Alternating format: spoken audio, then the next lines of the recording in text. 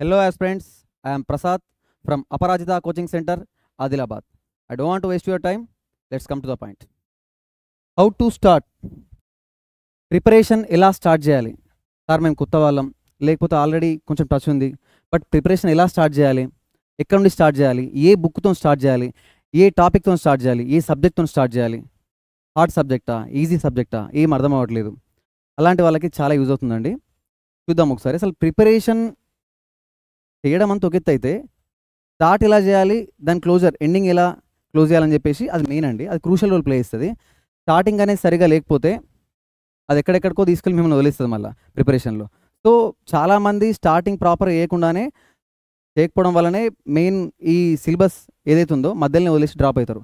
ఆ mistake repeat అవ్వకుండా ఉండాలంటే మనం స్టార్ట్ చేసే ముందనే ప్రాపర్గా స్టార్ట్ చేసుకోవాలి. Right, how to start. చూడండి, మీకు ఇక్కడ ఏం కనిపిస్తుంది?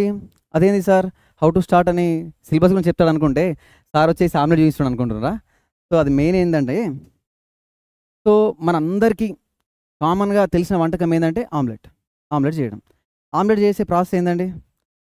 ఇది ఎడ్యుకేషన్ క్లాస్ అనుకున్నాం సార్, మీరేంది వండర్ క్లాస్ లాగా చేస్తున్నట్టే. అది కాదండి, మీకు అర్థం కావాలని చెప్పేసి ఇది ఎగ్జాంపుల్ ఇస్తున్నా. దీని ప్రాసెస్ ఏంటండి? పెనం తీసుకోవాలి, గ్యాస్ స్టవ్ ఆన్ చేయాలి, పెనం పెట్టాలి, ఆయిల్ వేయాలి, తర్వాత ఎగ్ తీసుకోవాలి, ఉప్పు కారం ఇవన్నీ వేసేసి ప్రాపర్గా చేయాలి. ఇందులో ఏ ఒక్క సీక్వెన్స్ మిస్ అయినా కూడా ప్రాపర్ ఆమ్లెట్ వస్తుందా? మనకి రాదు. పెనం పెట్టి ఎగ్ వేసి పైనుంచి ఆయిల్ వేస్తా అన్న, అంతా వేసేసి కింద స్టవ్ ముట్టిస్తా అన్న రాదు. అంటే ఏ పని కావాలన్నా ఒక ప్రాపర్ ప్రొసీజర్ అనేది ఉంటుంది. అంటే ఎక్కడి నుంచి స్టార్ట్ చేయాలి, దేని తర్వాత ఏది చేయాలని ఒక సీక్వెన్స్ ఉంటుంది. మరి ఈ ఆమ్లెట్కి ఈ సీక్వెన్స్ ఉన్నప్పుడు మీకు ఉద్యోగం ఇచ్చే ఆ సిలబస్కి, ప్రిపరేషన్ విధానానికి ఒక సీక్వెన్స్ ఉంటుందా? ఉంటుందండి, ఖచ్చితంగా ఉంటుంది. ఇటు సైడ్ చూడండి, ఇక్కడ ఏం కనిపిస్తుంది? చిన్నప్పుడు చూసే ఉంటారు, సంతూర్ సబ్బు అంటే వచ్చేది. సో ఐ మీన్ నా చిన్నప్పుడు, మీ చిన్నప్పుడు అయి ఉండకపోవచ్చు. రైట్, దీన్ని జిగ్సా పజిల్ అంటారు. ఏమంటారు? Jigsaw puzzle. సరే, ఏం సార్ ఈ జిగ్సా పజిల్ అంటే? మీరు చిన్నప్పుడు ఆడుకునే ఉంటారు. ఇక్కడ అన్ని ఏవేవైతే చిన్న చిన్న ముక్కలు ఉన్నాయో ఆ ముక్కలు కూడా ఒక పర్ఫెక్ట్ పిక్చర్ అనేది ఫామ్ కావాలంటే పర్ఫెక్ట్గా మనం సీక్వెన్స్గా పెట్టుకుంటూ రావాలి. ఫస్ట్ ఇది పెట్టి, సెకండ్ ఇది పెడతావా, థర్డ్ ఇది పెడతావా, అట్లేం ఉండదు. నువ్వు ఏది ఎట్లా పెట్టినా కూడా పర్ఫెక్ట్ పిక్చర్ ఫామ్ కావాలంటే ప్రాపర్గా ఏది ఎక్కడ పెట్టాలో అది అక్కడనే పెట్టాలి. అది కాకుండా ఒక్కొక్కటి ఒక్కో దగ్గర పెడితే పిక్చర్ అనేది నీకు ఎప్పటికీ ఫామ్ కాదు. సేమ్ సిలబస్ కూడా అంతే అండి. ప్రాపర్గా మనం అరేంజ్మెంట్ చేసుకుంటేనే సిలబస్ అనేది మైండ్లో ప్రాపర్గా ఫామ్ అయ్యి ఒక పర్ఫెక్ట్ పిక్చర్ ఎట్లా ఫామ్ అయిందో అట్లా సబ్జెక్ట్ అనేది ఫామ్ అవుతుంది. లేకపోతే గజిబిజిగా ఎటు కాకుండా అవుతుంది. రైట్, సో ఇక్కడ ఇంకోటి చూడండి, ఇక్కడ మనకి ఏం కనిపిస్తుందండి? ముఖ్యంగా ఒక ట్రాక్టర్లో ఇటుకలు వేస్తున్నాడు. ఒక ట్రాక్టర్లో ఇటుకలు వేస్తుండు. ఇట్లా ఎట్లా పడితే అట్లా అలా సామాన్ డంప్ వేసుకుంటూ పోతే ఎన్నెన్ని పడతాయండి? మ్యాక్సిమం పడతాయా? పడాయి. ఒకవేళ పడ్డప్పటికీ కూడా, ఇలా మ్యాక్సిమం ఇటుకలు పడ్డప్పటికీ కూడా అది ఎక్కువ దూరం వెళ్ళగలుగుతుందా? వెళ్ళలేదు. మధ్య మధ్యలో ఏమవుతూ ఉంటుంది? ఆ డ్రాప్ అయిపోతూ ఉంటాయి, ఇటుకలు పడిపోతూ ఉంటాయి. గమ్యానికి రీచ్ అయ్యేసరికి అంటే, మన డెస్టినేషన్ రీచ్ అయ్యేసరికి అంటే ఆ సగం ఇటుకలు వెళ్ళిపోతాయి. మరి ఇక్కడ చూడండి, అదే ట్రాక్టరు, సేమ్ ట్రాక్టరు, కానీ ఇక్కడ పేర్చిన పద్ధతి, ఇటుకలు పేర్చిన పద్ధతి చూడండి. ప్రాపర్గా ఒక పద్ధతిగా ఎప్పుడైతే పేరుస్తారో, ఇటుకలు పేరుస్తారో మ్యాక్సిమం సామాన్ లోడ్ చేసుకోవచ్చు. ఎంత దూరం వెళ్ళినా కూడా అది ప్రాపర్గా వెళ్తుంది. ఇక్కడ మనం కూడా గమనించాల్సింది ఏంది? సబ్జెక్ట్. మనము ఈ బ్రెయిన్లో ఈ ట్రాక్టర్కి ట్రాలీ ఎలానో మనకు బ్రెయిన్ అలాగా. నువ్వు ఏది పడుతుంది ఎట్లా పడితే అట్లా వేస్తా పోయినావు అనుకో, ఇది ఇలాగే ఎక్కువ మ్యాటర్ని తీసుకోలేదు, ఎక్కువ మ్యాటర్ను డంప్ చేయలేవు. ఒకవేళ చేసినప్పటికీ కూడా అది ఇటు కాకుండా అవుతుంది. నువ్వు ఎగ్జామ్ వరకు అంటే ఆ మ్యాటర్ అనేది ఎక్కడక్కడ వెళ్ళిపోతుంది, ఏం ప్రాపర్గా మిగిలదు. సో ఇది ఎలాగుందో అక్కడ మీకు ఏది కనిపిస్తుందో ఆ సిస్టమేటిక్ అప్రోచ్ మీకు ప్రిపరేషన్లో ఉండాలి. ప్రాపర్గా ఏది స్టార్ట్ చేయాలి, ఎట్లా స్టార్ట్ చేయాలి, ఫస్ట్ ఏ సబ్జెక్ట్ని మైండ్కి ఫీడ్ చేయాలి, బ్రెయిన్కి ఫీడ్ చేయాలి, దేని తర్వాత ఏది పెట్టాలనో తెలిస్తేనే, ఏ సబ్జెక్ట్ తర్వాత ఏ సబ్జెక్ట్ ఫీడ్ చేయాలని తెలిస్తేనే అది కూడా ఇలా మ్యాక్సిమం సబ్జెక్ట్ని మనం క్యారీ చేయొచ్చు, మ్యాక్సిమం టైం వరకు మనం దాన్ని క్యారీ ఫార్వర్డ్ చేయొచ్చు. లేకపోతే ఎటు కాకుండా అవుతుంది. రైట్, ఇక్కడ గోడ కూడా చూడండి, గోడ ఎలా నాటచ్చు, కానీ ఇది పద్ధతిగా కట్టిన గోడనా? ఇది ఎక్కువ రోజులు సర్వైవ్ అవుతుందా? ఆగది. సో సబ్జెక్ట్ కూడా అంతే. ఎట్లా పడితే అట్లా వేస్తా, ఎట్లా పడితే అట్లా చదువుతా, ఫస్ట్ ఏ బుక్ పడితే ఆ బుక్ చదువుతా. నాకు ఫస్ట్ హిస్టరీ ఈజీ ఉంది, నేను హిస్టరీతో స్టార్ట్ చేస్తా. ఎకనామీ హార్డ్ ఉంది, నేను ఫస్ట్ ఎకనామీతో స్టార్ట్ చేస్తా. లేకపోతే ఇది సైన్స్ చిన్న ఉంది, సైన్స్తో స్టార్ట్ చేస్తా. ఇది కాదండి.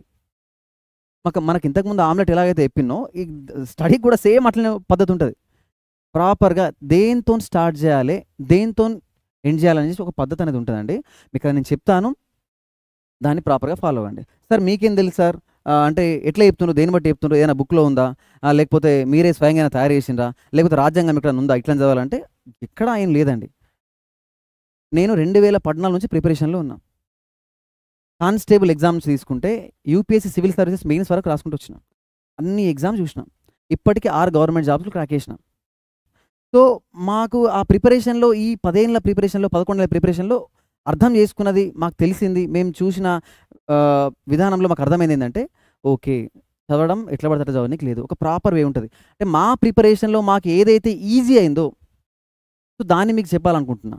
అది మీకు యూజ్ అవుతుంది అనిపిస్తే మీరు ఫాలో అవ్వండి, మీకు దాని రిజల్ట్ ఖచ్చితంగా కనిపిస్తుంది. రైట్, చూడండి, యాక్చువల్గా కొందరు కొత్త వాళ్ళు ఉంటారు, ఇప్పుడే డిగ్రీ కంప్లీట్ అయిన వాళ్ళు ఉంటారు, డిగ్రీ ఫైనల్ ఇయర్ చేస్తున్న వాళ్ళు ఉంటారు, కొందరు ఆర్ట్స్ బ్యాక్గ్రౌండ్ వాళ్ళు ఉంటారు, కొందరు సైన్స్ బ్యాక్గ్రౌండ్ వాళ్ళు ఉంటారు.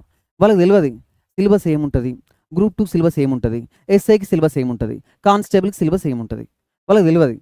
ఒకవేళ డిగ్రీ కంప్లీట్ చేసుకొని గ్రూప్ 2 నోటిఫికేషన్ పడ్డది, లేకపోతే ఎస్ఐ నోటిఫికేషన్ పడ్డది, సిలబస్ పీడిఎఫ్ డౌన్లోడ్ చేసి చూస్తారు కంటే, అరే నాది ఆర్ట్స్ కదా ఇందులో సైన్స్ ఉన్నది, నాది సైన్స్ కదా ఇందులో ఆర్ట్స్ సబ్జెక్ట్స్ ఉన్నాయి, మరి నాది ఆర్ట్స్ కదా ఇందులో మ్యాథ్స్ ఉన్నది, ఇలాంటి అసలు సంబంధం లేని సబ్జెక్ట్ కూడా మీకు టచ్ అవుతాయి. సో అందుకనే అసలు ఎగ్జామినర్ పాయింట్ ఆఫ్ వ్యూ ఏందండి, ఎగ్జామినర్ తెలియదా? డిగ్రీ క్వాలిఫికేషన్ పెడితే బీటెక్ వాళ్ళు వస్తారు, బీఫార్మసీ వాళ్ళు వస్తారు, డిగ్రీ వాళ్ళు వస్తారు, అందరూ వస్తారు కదా, మరి ఎందుకు సంబంధం లేకుండా సిలబస్ ఇస్తాడు? సంబంధం లేకుండా ఏం కాదు. ఎగ్జామినర్ నీ నుంచి ఏం ఎక్స్పెక్ట్ చేస్తుండు అని అంటే, నువ్వు ఈ భారతదేశంలోని ఈ రాష్ట్రంలో ఒక దగ్గర నువ్వు సర్వీస్ చేయాలనుకుంటున్నావు, ఈ రాష్ట్రంలో తెలంగాణ రాష్ట్రంలో నువ్వు సర్వీస్ చేయాలనుకుంటున్నావు. ఈ తెలంగాణ రాష్ట్రంలో నువ్వు సర్వీస్ చేయాలి అనుకుంటున్నప్పుడు మరి ఆ తెలంగాణ రాష్ట్రం ఈ భారతదేశంలోనే ఉంది కదా, మరి ఈ భారతదేశం గురించి నీకేం తెలుసు, ఆ భారతదేశం గురించి నీకు అంతా తెలుసా లేదా అనేది నేను టెస్ట్ చేస్తాడు. సార్ ఎగ్జామినర్ అంటే ఆ సిలబస్ చేయడంలో అంత ఇంటెన్షన్ ఉందంటే ఎస్ ఉంది. ఫర్ ఎగ్జాంపుల్ చూడండి, చదివే పద్ధతి మీకు నేను చెప్తాను, బట్ ఎగ్జామినర్ నీ నుంచి ఏం ఎక్స్పెక్ట్ చేసిండో ఫస్ట్ నీకు తెలియాలా, తెలిసినప్పుడే నువ్వు దాని తగ్గట్టు ఫీడ్ చేయగలుగుతావు నీ మైండ్ని. రైట్, ఫస్ట్ చూడండి, ఇది భారతదేశం, ఇండియా మ్యాప్. అక్కడ ఏముందండి, ఫస్ట్ హిస్టరీ, తర్వాత పాలిటీ, తర్వాత జాగ్రఫీ, తర్వాత ఎకానమీ, తర్వాత సొసైటీ. ఇవన్నీ ఎట్లా పడితే అట్లా చదవచ్చా అంటే నువ్వు ఎట్లనే చదువు, ఆ తర్వాత సంగతి ఎట్లా చదవాలని నేను చెప్తా. ఫస్ట్ చూడండి, ఈ భారతదేశం గురించి నువ్వు ఏం తెలుసుకోవాలన్నా అసలు భారతదేశం అనేది ఎట్లా ఫామ్ అయింది నువ్వు తెలుసుకోవాలా. అదేంటి సార్, నాకు చిన్నప్పటి నుంచి భారతదేశం ఉంది కదా, ఇప్పుడు మీరు కొత్తగా చెప్పేది ఏంటి, భారతదేశం ఎట్లా ఫామ్ అయిందని తెలుసుకోవడం అవసరం అంటే ఎస్ అవసరమే. ఎందుకు అని అంటే 1947 ఆగస్టు 15 కంటే ముందు అసలు భారతదేశం అనే పేరే లేదు కదా. మరి 1947 కంటే ముందు చూసుకుంటే ఈ దేశాన్ని అంటే ఈ రాజ్యాలతో కూడిన ఇదొక రాజ్యం, మరాఠా సామ్రాజ్యం, లేకపోతే మద్రాస్ ప్రెసిడెన్సీ, లేకపోతే మన మైసూర్ సామ్రాజ్యం, బెంగాల్ సామ్రాజ్యం, అంటే ఒక్కొక్క రాజ్యాన్ని ఒక్కొక్క రూల్ చేస్తున్నారు కదా. ఈ రాజ్యాలన్నింటినీ ఆక్యుపై చేసుకొని క్యాప్చర్ చేసుకొని రూల్ చేసింది 300 years ఎవరు అని అంటే మన బ్రిటిషర్స్. ఆ బ్రిటిషర్స్ తర్వాత మనకు వచ్చింది ఏంటంటే ఇండిపెండెన్స్. అంటే 1947 కంటే ముందు భారతదేశం అనే పేరు కానీ భారతదేశం అనబడే ఒక దేశం అంటూ ఏది లేదు. సో అసలు దేశం ఎట్లా ఫామ్ అయిందో తెలుసుకోవాలి ఫస్ట్. సో అదే చరిత్ర, భారతదేశ చరిత్ర, ఇండియన్ హిస్టరీ. మరి చరిత్రలో ఏముంటుంది సార్, ఎక్కడి నుంచి తెలుసుకోవాలి సార్? బ్రిటిషర్స్ వచ్చిన దగ్గర నుంచి తెలుసుకోవాలన్నా, అసలు దేశానికి స్వాతంత్రం ఎట్లొచ్చిందో తెలుసుకోవాలన్నా కాదు, మరి బ్రిటిషర్స్ దగ్గర నుంచి తెలుసుకోవాలన్నా కాదు, ఇంకొంచెం వెనక్కిళ్ళు. సార్ మరి ముఘల్స్ నుంచి తెలుసుకోవాలన్నా కాదు, ఇంకొంచెం వెనక్కిళ్ళు. ఓహో సార్ మిడివల్ నుంచి తెలుసుకోవాలన్నా కాదు, ఏన్షియంట్. ఎక్కడి నుంచి? ఏన్షియంట్. సార్ మరి ఏన్షియంట్ అంటే ఎక్కడి నుంచి సార్? మరి ఆది మానవుల నుంచి తెలుసుకోవాలా సార్? ఆది మానవులు ఉంటారు కదా సార్, అక్కడ నుంచి తెలుసుకోవాలన్నా?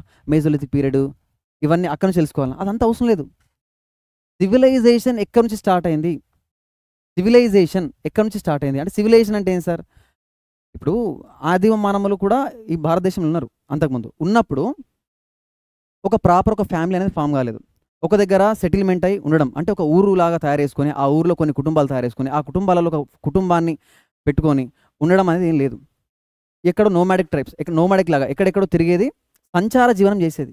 ఇక్కడ కొన్ని రోజులు, అక్కడ కొన్ని రోజులు, అక్కడ కొన్ని రోజులు. ఒక ఫ్యామిలీ అంటూ లేదు, ఒక ఊరు అంటూ లేదు, ఒక ప్రాపర్ సెటిల్మెంట్ అంటూ లేదు. సివిలైజేషన్ అనేది లేదు. సివిలైజేషన్ నాగరికత అని దేన్ని అంటారు? సివిలైజ్డ్ సొసైటీ అని దేన్ని అంటారు? ఒక దగ్గర నువ్వు ఒక కుటుంబాన్ని వేసుకొని ఒక ఊరు అనే దాంట్లో నువ్వు ఉండి ఒక అడ్మినిస్ట్రేషన్ రన్ అవుతుంది, నువ్వు ప్రాపర్గా ఒక పని చేసుకుంటున్నావు, కుటుంబాన్ని పోషించుకుంటున్నావు, దీన్ని ఒక సివిలైజ్డ్ సొసైటీ అంటారు. సో అది ఎక్కడి నుంచి స్టార్ట్ అయిందో చరిత్ర అక్కడి నుంచి స్టార్ట్ అవుతుంది. అందుకనే మీకు హిస్టరీలో ఫస్ట్ లైన్ ఏముంటుందంటే ఇండస్ వ్యాలీ సివిలైజేషన్, సింధు నాగరికత. అక్కడి నుండి సింధు నాగరికత నుంచి నీ హిస్టరీ జర్నీ స్టార్ట్ అయితే, సింధు నాగరికత నుండి ఫస్ట్ ఈ రాజ్యాలు లేవు, రాజులు లేరు, ఎవ్వరు లేరు, సివిలైజేషన్ స్టార్ట్ అయింది. దాని తర్వాత వేదిక్ సొసైటీ వచ్చింది. దాని తర్వాత షోడాశ మహాజనపదాలు అని చెప్పేసి 16 జనపదాలు ఏర్పడ్డాయి, చిన్నగా రాజ్యాలు ఏర్పడ్డాయి. అంతకంటే ముందు చిన్న చిన్న సొసైటీగా రన్ అయ్యేది. ఆ రాజ్యాలు కాస్త సామ్రాజ్యాలు అయ్యాయి, మహాసామ్రాజ్యాలు అయ్యాయి. కింగ్డమ్స్ కాస్త ఏమయ్యాయి, ఎంపైర్స్ వరకు వెళ్ళాయి. సో మౌర్య దాకా తెలుసుకుంటాం. దాని తర్వాత ఏంది, మిడివల్ పీరియడ్, దాని తర్వాత మోడర్న్ పీరియడ్. సో అట్లా నువ్వు ఇండిపెండెన్స్ దాకా వచ్చి అసలు భారతదేశం అనేది ఎట్లా ఫామ్ అయిందో తెలుసుకుంటావు. అది హిస్టరీ. అంటే హిస్టరీ సబ్జెక్ట్ పెట్టడానికి కారణం ఏంటంటే అసలు ఈ దేశం ఎట్లా ఫామ్ అయిందో తెలుసుకోవాలి, దేశం యొక్క చరిత్ర ఏందో తెలుసుకోవాలి, సొసైటీ ఏంది, మన కల్చర్ ఏంది, ఇది ఎట్లా ఇవాల్వ్ అవ్వకుంటూ వస్తుంది, సమాజం ఏన్షియన్ పీరియడ్లో ఎట్లుండే, మిడివల్ పీరియడ్లో ఎట్లుండే, మోడర్న్ పీరియడ్లో ఎట్లుండే, మోడర్న్ పీరియడ్లో బ్రిటిషర్స్ వచ్చిన తర్వాత ఆ సొసైటీ మీద, మన కల్చర్ మీద ఎలాంటి ఇంపాక్ట్ పడ్డది, మిడివల్ పీరియడ్లో ముస్లిం దండయాత్రలు జరిగిన తర్వాత, ముస్లిం పాలన ఇక్కడ మొదలైన తర్వాత సమాజం మీద ఎలాంటి ప్రభావం పడ్డది, మన సంస్కృతి పైన, మన కల్చర్ పైన ఎలాంటి ప్రభావం పడ్డది. సో ఇలా మనం ఎవాల్వ్ అవుతూ వస్తామని చూసుకోవాలి. అదే భారతదేశ చరిత్ర. అందుకే నీకు ఏం పెడతాడు, హిస్టరీ అనే దాన్ని పెడతాడు. మరి దేశం అయిపోయింది కదా సార్, భారతదేశం అనేది ఒకటి ఫామ్ అయింది. మరి ఈ భారతదేశం ఫామ్ అయిన తర్వాత ఇప్పుడు ఈ దేశాన్ని నడిపించాలి కదా. మరి నడిపించాలంటే ఏంది, చేయబట్టుకుని నడిపిస్తామా, లేదా ఇట్లా మొత్తం దొబ్బుకోతామా? కాదు కదా, ఒక అడ్మినిస్ట్రేషన్ కావాలి. మనది ఏం సార్, మరి ఇట్లా మనం ఎట్లా నడుస్తున్నామంటే రాజ్యాంగం, ఇండియన్ కాన్స్టిట్యూషన్, భారత రాజ్యాంగాన్ని బట్టి భారతదేశం అనేది ముందుకు నడుస్తుంది. ఒక ఎలక్షన్ కమిషన్ అయినా, అయితే ఈ ఎలక్షన్స్ నడపాలన్నా భారతదేశం ఎవరు రూల్ చేస్తుండండి? మనకు ఒక సెంట్రల్ గవర్నమెంట్ ఉన్నది కదా, స్టేట్ గవర్నమెంట్ ఉన్నది కదా, పార్లమెంట్ ఉంది కదా, స్టేట్కి అయితే అసెంబ్లీ ఉంది కదా, లోకల్ గవర్నెన్స్, మనకు స్థానిక స్వపరిపాలన సంస్థలు ఉన్నాయి కదా. మరి దేన్ని బట్టి నడుస్తుంది సార్? ఎలక్షన్స్ అంటాం, కొన్ని డైరెక్ట్ ఎలక్షన్స్, కొన్ని ఇండైరెక్ట్ ఎలక్షన్స్ ఉంటాయి కదా. మరి ఎలక్షన్స్ ఎట్లా నడుస్తున్నాయి? రాజ్యాంగం పేర్కొన్న రూల్స్ ప్రకారం ఎలక్షన్స్ నడుస్తున్నాయి. అంటే ఒక ఎలక్షన్స్ జరగాలన్నా, జ్యుడిషియరీ ప్రాపర్గా నడవాలన్నా, జ్యుడిషియరీస్కి ఏ జ్యుడిషియరీకి ఏ పవర్స్ ఉన్నాయి, అడ్మినిస్ట్రేషన్ ప్రాపర్గా నడవాలన్నా, ఏ జరగాలన్నా రాజ్యాంగం ప్రకారమే జరుగుతుంది. అంటే సార్ మనది డెమోక్రసీ కదా, ప్రజాస్వామ్యం కదా. మరి ప్రజాస్వామ్యం ఎట్లా ఏర్పడ్డది? అది రాజ్యాంగం ప్రకారమే కదా. రాజ్యాంగంలో మనకు ప్రియంబుల్లో ఉంటుంది సావరీన్ అని చెప్పేసి, డెమోక్రటిక్ అని చెప్పేసి. అంటే దాని ఇంటెన్షన్, రైట్? సావరీన్ అంటే దాని ఇంటెన్షన్ ఏంది? ప్రియంబుల్లో అసలు రాజ్యాంగ ప్రవేశికలు మొత్తం మెన్షన్ చేయబడి ఉంటుంది. అసలు ఈ దేశం ప్రజలకు ఏమి ఇవ్వాలనుకుంటుంది, ఈ దేశాన్ని నడిపే ప్రభుత్వం ప్రజలకు ఏమి ఇవ్వాలి, ప్రజలు ప్రభుత్వం నుంచి ఏం తీసుకోవాలి, సొసైటీని ఎట్లా రన్ కావాలి, అడ్మినిస్ట్రేషన్ ఎట్లా ప్రాపర్గా రన్ కావాలి, ఒకరి దాంట్లో ఇంకొకరు ఇంటర్ఫియర్ కాకుండా, పార్లమెంట్లో జ్యుడిషియల్ ఇంటర్ఫియర్ కాకుండా, జ్యుడిషియర్లు ప్రభుత్వం ఇంటర్ఫియర్ కాకుండా ఎట్లా రన్ కావాలి, ఇవన్నీ పాలిటీలో మెన్షన్ చేసి ఉన్నది. సార్ ఇంతకుముందు లేదా సార్ జ్యుడిషియర్ అంటే? ఉంది, కానీ ఒక లా ప్రకారం రాజ్యాంగం అనేది ఏం లేదు. రాజులు ఏ చట్టాలు వేస్తే అదే చట్టాల ప్రకారం నడిచేది, రాజు ఇష్ట ప్రకారం నడిచేది. ప్రజాస్వామ్యత అసలు లేనే లేదు. రాజ్యాలు మొనార్కీ కదా, రాజులు పరిపాలించేది ఈ దేశాన్ని, దేశంలో ఈ రాజ్యాలని. సో అది మనకు కొత్తగా, వాళ్ళు ఏంది, బ్రిటిష్ వాళ్ళు దేశానికి మన స్వాతంత్రం ఇచ్చేసి వెళ్ళిపోయారు. మరి దేశాన్ని ఎట్లా రన్ చేయాలి, ప్రాపర్గా రన్ చేయాలి కదా. మరి అట్లా రన్ చేయడానికి కావాల్సింది రాజ్యాంగం, ఇండియన్ కాన్స్టిట్యూషన్. ఆ కాన్స్టిట్యూషన్ ఎట్లా వచ్చింది, ఆ కాన్స్టిట్యూషన్లో ఉన్న బాడీస్ ఏంది, ఆ కాన్స్టిట్యూషన్లో ఉన్న సెంట్రల్ గవర్నమెంట్ ఏంది, స్టేట్ గవర్నమెంట్ ఏంది, షెడ్యూల్స్ ఏంది, ఆర్టికల్స్ ఏంది, ఇవన్నీ తెలుసుకోవాలి కదా. మరి దేశం ఫామ్ అయింది ఎట్లనో తెలుసుకున్నావు హిస్టరీ ద్వారా. మరి ఆ దేశం ఎట్లా రన్ అవుతుందో తెలుసుకోవాలి కదా. అదే పాలిటీ. దేశం ఎట్లా ఫామ్ అయిందో తెలుసుకునేది హిస్టరీ అయితే, ఈ దేశం ఎలా రన్ అవుతుందో తెలుసుకునేది పాలిటీ, భారత రాజ్యాంగం. సరే, దేశం ఎట్లా ఫామ్ అయిందో తెలుసుకున్నావు, ఈ దేశం ఎట్లా ముందుకు నడుస్తుందో తెలుసుకున్నావు. మరి ఈ దేశం అంటే ఏంది, దేశం అంటే ఏంది, అది జాగ్రఫీ. దేశం అంటే ఏంది, దేశంలో తీరరేఖ ఎంత ఉంది, దేశంకు అనుకున్న సముద్రాలన్నీ, ఈ దేశంలో ఎన్ని రాష్ట్రాలు ఉన్నాయి, ఏ రాష్ట్రంలో దాని స్పెషాలిటీ ఏంది, అక్కడున్న సాయిల్స్, మృతికలు, మట్టి ఏంది, ఇక్కడ ఉన్న మట్టి ఇక్కడ ఉండదు, ఇక్కడ ఉన్న మట్టి ఇక్కడ ఉండదు, హిమాలయాలు ఇక్కడనే ఎందుకున్నాయి, హిమాలయాలు ఇక్కడ ఉండడం వల్ల మనకు లాభం ఏంది, నష్టమేంది, ఒకవేళ లేకపోతే ఏమయ్యేది, ఉత్తర భారతదేశం అంతా ఒక మంచు ఎడారిలాగా మిగిలిపోయేది. ఎందుకు సార్ అంటే ఇక్కడ ఉన్నది మొత్తం డెజర్ట్, ఏది కోల్డ్ డెజర్ట్. ఈ హిమాలయాలు ఒక కాంపౌండ్ వాళ్ళగా గోడలాగా అడ్డుకోవడం వల్ల అక్కడ నుంచి వచ్చే శీతల పవనాలని అది అడ్డుకుంటున్నది. మరి ఇక్కడ నుంచి వచ్చే నైరుతి ఋతుపవనాలు కూడా అది అడ్డుకుంటున్నది. కాబట్టే ఆ నైరుతి ఋతుపవనాలు దాన్ని తాకి రిటర్న్ తిరిగి వర్షాలు కురుస్తున్నాయి. వర్షాపాతం ఎట్లా కురుస్తుంది, వర్షాలు ఎట్లా కురుస్తున్నాయి, మాన్సూన్స్, మన వాతావరణం ఏంది, మన క్లైమేటిక్ కండిషన్స్ ఏంది, మన క్లైమేట్ ఏంది. సార్ యూకేలో మంచు కురుస్తుంది కదా సార్, సౌత్ ఆఫ్రికాలో ఎడారి ఉంది కదా సార్, అమెజాన్ ఫారెస్ట్లో మంచి గ్రీనరీ ఉంది కదా సార్. మన భారతదేశంలో ఏముంది? భారతదేశంలో అన్నీ ఉన్నాయి. ఎడారి ఉంది, మంచు కురిసే ప్రాంతాలు ఉన్నాయి, మంచి బీచ్లు ఉన్నాయి, మంచి అడవులు కూడా ఉన్నాయి నార్త్ ఈస్టర్న్ రీజియన్లో. మన దగ్గర లేనిదంటే ఏం లేదు sir. Eastern Ghats, western Ghats, మంచి బయోడైవర్సిటీ మన దగ్గర ఉంది. భారతదేశంలో ఒక ఖండానికి ఉండాల్సిన, ఇప్పుడు ఆసియా ఖండం, ఆస్ట్రేలియా ఖండం అంటాం కదా, ఒక కాంటినెంట్కి ఉండాల్సిన క్వాలిటీస్ అన్నీ మన దగ్గర ఉన్నాయి. అందుకనే దీన్ని ఒక సబ్ కాంటినెంట్ అంటారు. అంటే ఈ భారతదేశం ఏంది, మన దగ్గర నైసర్గిక స్వరూపం, ఫిజికల్ స్ట్రక్చర్ అది ఏంది, తీరరేఖ వల్ల మనకు లాభం ఏంది, మట్టి ఎట్లున్నది, దీంట్లో ఫారెస్ట్ ఎట్లున్నాయి, ఈ భారతదేశంలో నదులు ఎట్లున్నాయి, ఎక్కడెక్కడ పుడుతున్నాయి, ఎక్కడెక్కడ సముద్రంలో కలుస్తున్నాయి, అది అక్కడనే కొట్టి ఇక్కడనే ఎందుకు కలుస్తున్నది, పక్కకున్న ఇక్కడ కలవచ్చు కదా. సో ఈ జాగ్రఫీలో ఇదే తెలుసుకుంటాం. భారతదేశం ఏంది, భారతదేశంలో ఎన్ని రకాల మట్టి ఉన్నది, భారతదేశంలో ఏ మట్టిలో ఏ పంట పండుతుంది, అగ్రికల్చర్, భారతదేశంలో మినరల్స్ ఏంది, ఖనిజాలు, రాణిగంజ్లో ఏం మినరల్స్ ఉన్నాయి, ఒరిస్సాలో ఏం మినరల్స్ ఉన్నాయి, రాజస్థాన్లో ఏం మినరల్స్ ఉన్నాయి, కేత్రి గనులు కాపర్ దొరికేటి రాజస్థాన్లోనే ఎందుకు ఉన్నాయి సార్, అసలు రాజస్థాన్లో ఎడారి ఎందుకు ఉన్నది సార్, పక్కకు ఇంత మంచి కురుస్తున్నాయి కదా, పక్కకున్న మధ్యప్రదేశ్లో వర్షాలు పడుతున్నాయి కదా, మరి రాజస్థాన్లో ఎడారి ఎట్లా వచ్చింది సార్, ఆరవల్లి పర్వతాలకి రాజస్థాన్ ఎడారికి సంబంధం ఏంది సార్, వింధ్యా పర్వతాలు ఉత్తర భారతదేశం దక్షిణ భారతదేశం ఎట్లా డివైడ్ చేస్తున్నాయి సార్. ఇదంతా తెలుసుకోవడమే జాగ్రఫీ, భూగోళ శాస్త్రం. ఈ భూమికి సంబంధించి, ఈ భారతదేశానికి సంబంధించిన ఈ భూమికి సంబంధించి ఫీచర్స్ను తెలుసుకోవడమే భూగోళ శాస్త్రం. ఇప్పటివరకు నువ్వేం తెలుసుకున్నావు, అసలు భారతదేశం ఎట్లా ఫామ్ అయిందో తెలుసుకున్నావు, ఆ భారతదేశం ఎట్లా రన్ అవుతుందో తెలుసుకున్నావు, ఆ భారతదేశం అంటే ఏంటి అది కూడా నువ్వు తెలుసుకున్నావు. అది జాగ్రఫీ ద్వారా. మరి ఇంకోటి ఏంది, ఎకానమీ. డబ్బులు కావాలి కదా, మరి ఇంత పెద్ద దేశం నడవాలంటే డబ్బులు కావాలి కదా. అదే మరి ఆ డబ్బులు ఎట్లా జనరేట్ అవుతున్నాయి, ఎక్కడెక్కడి నుంచి ప్రభుత్వం దగ్గర డబ్బులు వస్తున్నాయి, ట్యాక్స్ రూపంలో ఎంత వస్తున్నాయి, అసలు డబ్బులు వచ్చిన డబ్బుల్ని గవర్నమెంట్ బడ్జెట్ వేసి ఎట్లా డిస్ట్రిబ్యూట్ చేస్తుంది, ఏ రాష్ట్రాలకు ఎంత ఇస్తుంది, ఎకానమీ మొత్తం మనీ చుట్టూ తిరుగుతుంది. భారతదేశం ఎట్లా నడుస్తుంది, ఏ విధంగా నడుస్తుంది, ఒక ప్రణాళిక ప్లానింగ్ లాంటిది ఉందా లేదా. సో ఈ జాగ్రఫీలోనే మళ్ళీ ఎకనామీలోనే రిపీట్ అవుతాయి. కాకపోతే ఎకనామికల్ పర్స్పెక్టివ్లో ఇక్కడ మట్టి గురించి చెప్పుకుంటాం, ఆ మట్టిలో వండే పంటల గురించి చెప్పుకుంటాం, ఏ మట్టిలో ఏ పంట పండుతుంది, ఏ వాతావరణానికి అనుకూలంగా, అంటే ఏ పంటకి ఏ వాతావరణం అనుకూలంగా ఉంటుంది. కాఫీ తోటలు ఇక్కడనే ఎందుకు ఉన్నాయి సార్, ఇక్కడ ఎందుకు లేవు, టీ ఇక్కడ ఎందుకు ఉంటుంది సార్, అస్సాంలో మన దగ్గర ఎందుకు ఉంటుంది. ఇలాంటి అన్ని క్వశ్చన్స్ రేజ్ అవుతాయి. అది తెలుసుకోవాలంటే నువ్వు జాగ్రఫీ తెలుసుకోవాలి.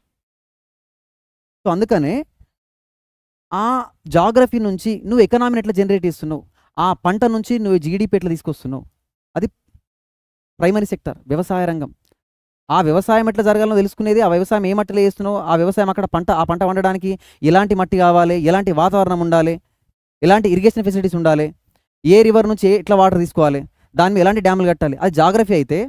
ఆ పంట నుంచి నువ్వు ఎంత రెవెన్యూ జనరేట్ చేస్తున్నావు, అది ఎకానమీ. ఆ వ్యవసాయ రంగం నుంచి నువ్వు ఎంత జీడిపిని తీసుకొస్తున్నావు, అది ఎకానమీ. అర్థమైందా? సింపుల్. నీ నుంచి ఎగ్జామినర్ ఎక్స్పెక్ట్ చేసేది అదే. ఈ దేశంలో నువ్వు ఒక ఎంప్లాయీగా సర్వీస్ చేయాలనుకుంటే ఈ దేశం గురించి నీకేం తెలుసు, ఈ దేశం ఎట్లా ఫామ్ అయింది, హిస్టరీ, ఈ దేశం ఎట్లా నడుస్తుంది, పాలిటీ, ఈ దేశంలో ఎన్ని రాష్ట్రాలు ఉన్నాయి, ఏ రాష్ట్రంలో ఏమేమి ఉన్నాయి, జాగ్రఫీ, ఈ దేశంలో మనీ ఎక్కడి నుంచి జనరేట్ అవుతుంది, ఎట్లా డిస్ట్రిబ్యూట్ చేయబడుతుంది, ఎకానమీ. సార్ మనుషులు లేరా సార్ అంటే ఉన్నారు. దేశం అంటే మట్టి కాదోయ్, దేశం అంటే మనుషులోయ్ అని గురజాడ అప్పారావు గారు అన్నారు కదా. మరి ఆ దేశంలో ఉన్న మనుషుల గురించి తెలుసుకోవడమే సొసైటీ. ఏవోకోండి సార్, మనుషుల గురించి కూడా తెలుసుకోవడానికి సబ్జెక్ట్ ఉంటే ఉంటుంది. భిన్నత్వంలో ఏకత్వం.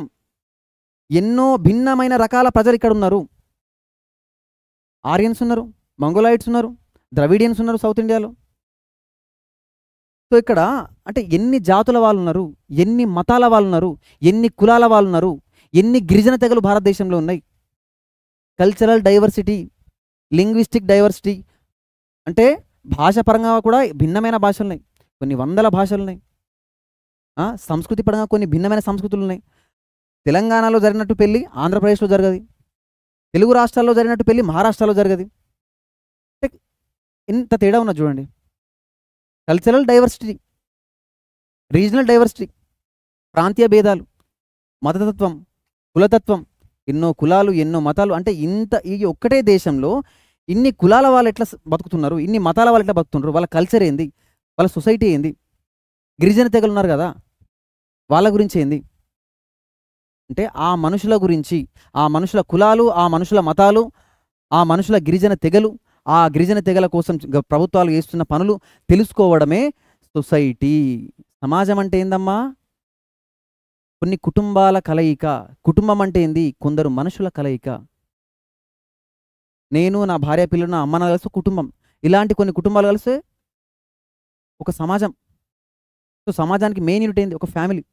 సో ఆ భారతదేశంలో ఉన్నటువంటి ప్రజల గురించి తెలుసుకోవడమే సమాజ శాస్త్రం, సొసైటీ. అంటే ఎగ్జామ్ నుంచి ఏం ఎక్స్పెక్ట్ చేస్తున్నాడు?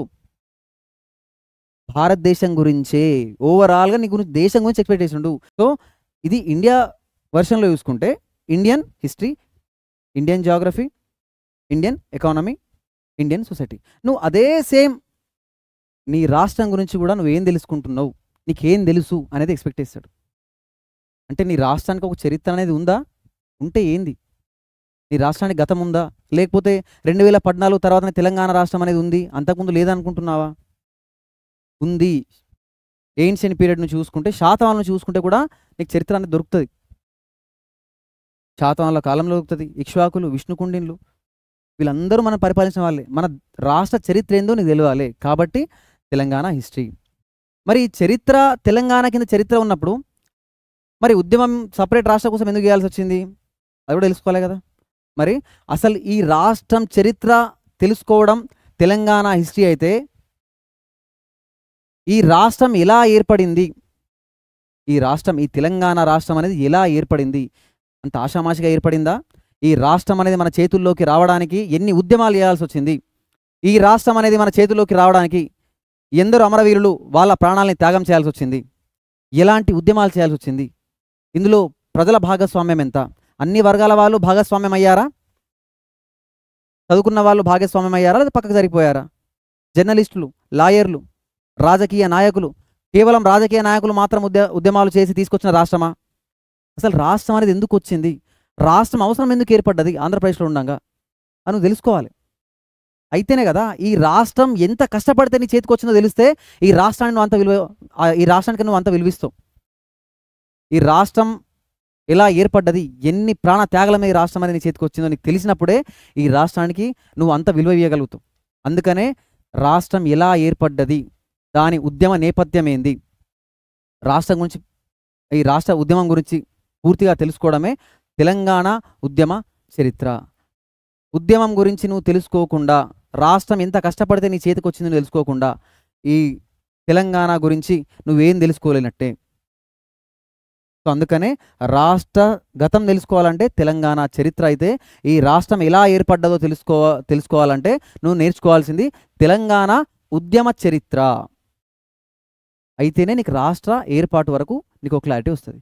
మరి రాష్ట్రం ఏర్పడింది కదా, మరి ఈ రాష్ట్ర నైసర్గిక స్వరూపం ఏంది, ఫిజికల్ స్ట్రక్చర్ ఏంది, ఈ రాష్ట్రంలో ఉన్న జిల్లాలు ఎన్ని, ఈ రాష్ట్రంలో ఇరిగేషన్ ఫెసిలిటీ ఏంది, ఈ రాష్ట్రంలో ప్రవహిస్తున్న నదులేంటి, ఆ నదులపై కట్టినటువంటి డ్యామ్లేంటి, దానిపై ఉన్న జల వివాదాలు ఏంటి, మరి ఎక్కడ ఏ మట్టి ఉంది, ఎక్కడ ఎలాంటి పంటలు పండుతాయి, ఎక్కడ ఎలాంటి శీతోష్ణ స్థితి క్లైమేటిక్ కండిషన్స్ ఉన్నాయి, ఇవన్నీ తెలుసుకోవాలా. మరి ఇక్కడ ఉన్న మినరల్స్ ఏందో నువ్వు తెలుసుకోవాలా. ఇవన్నీ తెలుసుకోవాలంటే నువ్వు తెలంగాణ జాగ్రఫీని తెలుసుకోవాలి. తెలిస్తేనే తెలంగాణ గురించి నీకు పూర్తి అవగాహన వచ్చినట్టు. సో మరి ఈ తెలంగాణ నుంచి నువ్వు ఎలాంటి ఎకానమీ జనరేట్ చేస్తున్నావు, ఇక్కడ దొరికే మినరల్స్ నుంచి కానీ, ఇక్కడ ఉన్న వ్యవసాయ రంగం నుంచి కానీ, ఇక్కడ ఉన్న పంటల నుంచి కానీ, లేకపోతే ఇక్కడ ఉన్నటువంటి ఇండస్ట్రీస్ నుంచి కానీ నువ్వు ఎలాంటి ఇన్కమ్ జనరేట్ చేస్తున్నావు, ప్రజల నుంచి ట్యాక్స్ రూపంలో పన్నులు తీసుకొని ఆ డబ్బునంతా నువ్వు ఈ రాష్ట్ర అభివృద్ధి కోసం ఆ రాష్ట్ర ప్రజలకి ఎలా డిస్ట్రిబ్యూట్ చేస్తున్నావు. సో అదే ఏంది తెలంగాణ ఎకానమీ. ఇంతకుముందు నేర్చుకునేది భారతదేశం ఓవరాల్ దేశం యొక్క పర్స్పెక్టివ్.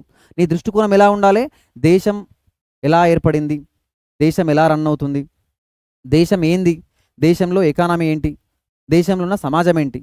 ఇక్కడ ఏంది కొంచెం నీ పర్స్పెక్టివ్ రాష్ట్రానికే పరిమితం అవుతుంది. రాష్ట్రం గతం ఏంటి అంటే రాష్ట్ర చరిత్ర ఏంటి, రాష్ట్రం ఎలా ఏర్పడింది, ఈ రాష్ట్రంలో ఉన్నటువంటి భూభాగం, దాని గురించి తెలుసుకోవాల్సిన పూర్తి ఫీచర్స్, తర్వాత దాని నుంచి జనరేట్ అయ్యే ఎకానమీ, దాని తర్వాత ఈ రాష్ట్రంలో ఉన్న సమాజం ఏంటి, సొసైటికల్ కండిషన్స్ ఏంటి, ఎన్ని కులాలు ఉన్నాయి, ఎన్ని మతాలు ఉన్నాయి, గంగా యమున తెహజీబ్ అని కుతుబ్ షాహీల కాలంలో చెప్పుకున్నారు కదా. ఏంది గంగా యమున తెహజీబ్ అంటే, కాంపోజిట్ కల్చర్ అంటే ఏంది, దక్కనీ సంస్కృతి అంటే ఏంది. సో ఇక్కడ ఇవన్నీ ఏడికెళ్ళి వచ్చినాయి సార్ అంటే, ఇక్కడ దక్షిణ భారతదేశంలో మన తెలంగాణ ప్రాంతంలో కూడా ముస్లిం పరిపాలకుల పాలన జరిగింది. ఆ 100 ఏళ్ల పాటు జరిగిన ఆ పాలనా ప్రభావము పరిపాలన మీదన మాత్రమే కాకుండా ఇక్కడున్న సమాజం పైన, ఇక్కడున్న ప్రజలపైన, ఆ ప్రజల యొక్క సంస్కృతి పైన, వాళ్ళ మత ఆచారాలపైన, వాళ్ళ కుల వృత్తులపైన, వాళ్ళ కులాలపైన పడింది. అందుకనే మన వృత్తులు చూసుకున్నా, మన వేషధారణ చూసుకున్నా, మన భాష చూసుకున్నా, మన ఆంగికం, మన సంస్కృతి చూసుకున్నా మిక్స్డ్ కల్చర్ అనేది మీకు కనిపిస్తుంది. కాంపోజిట్ కల్చర్ అని అడుగుతారు. సో మన సమాజం గురించి తెలుసుకోవాలి, ఈ సమాజంలో ఉన్న సాంఘిక దురాచారాలు ఏంటో తెలుసుకోవాలి. ఇంతకుముందు ఉన్నాయి ఏంటి, ఇప్పుడు అవి లేకుండా ప్రభుత్వం చేసిన చర్యలు ఏంటి. భారతదేశంలో కూడా కులాలు, మతాలు, సమాజం, గిరిజన తెగలు ఇవన్నీ తెలుసుకున్నాం కదా.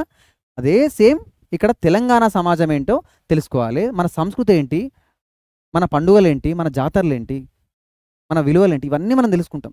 సో ఇక్కడ అది ఎగ్జామ్లో నీ నుంచి ఎక్స్పెక్ట్ చేసేది అదే. దేశం గురించి ఓవరాల్, రాష్ట్రం గురించి కూడా ఓవరాల్గా, అంటే నీ పర్స్పెక్టివ్ మారుతుంది. రాష్ట్రం గతం ఏంటి, చరిత్ర ఏంటి, రాష్ట్రం ఎలా ఏర్పడింది, రాష్ట్రంలో ఉన్న జాగ్రఫికల్ కండిషన్స్ ఏంటి, ఇదే రాష్ట్రంలో ఉన్న ఎకనామీ ఏంటి, ఈ రాష్ట్రంలో ఉన్న సమాజం ఏంటి తెలిస్తేనే కదా నువ్వు ఈ రాష్ట్రంలో, ఈ సమాజంలో నువ్వు సర్వీస్ చేయగలుగుతావు. ఏదో బట్టి పట్టుకుని పోతా అంటే నీకు సమాజం మీద అవగాహన లేకుండా నువ్వు ఒక ఎంఆర్ఓ అయితే, నువ్వు రేపు తెల్లారి ఒక ఆఫీసర్ అయితే, ఒక కానిస్టేబుల్ ఎస్ఐ అయితే, ఒక ట్రైబల్ ఏరియాలో నీ పోస్టింగ్ ఉంటే నీకు ఆ ట్రైబల్ కండిషన్స్ నీకు తెలియనప్పుడు నువ్వు ఎట్లా ఉద్యోగం చేస్తావు. గులాముల కల్చర్ ఏంటి, గోండ్ల కల్చర్ ఏంటి, లంబాడీలు వాళ్ళ కల్చర్ ఏంటి,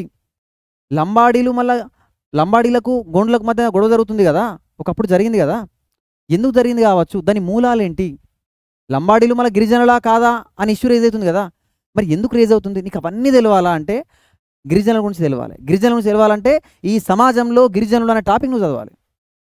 ఏదో బట్టి కొట్టడం కాదు, అర్థం చేసుకోవాలి. ఇది నీ రాష్ట్రం, నీ రాష్ట్రంలో, నీ సమాజంలో ఉన్నటువంటి ఈ తెగలు, వీళ్ళ గురించి నువ్వు పూర్తి అవగాహన తెలుసుకోవాలి. ఎగ్జామ్లో ఆ పాయింట్ ఆఫ్ వ్యూలో నీకు అడుగుతాడు. సో సోషల్ ఎక్స్క్లూజివ్ పర్సన్స్ అని అంటారు.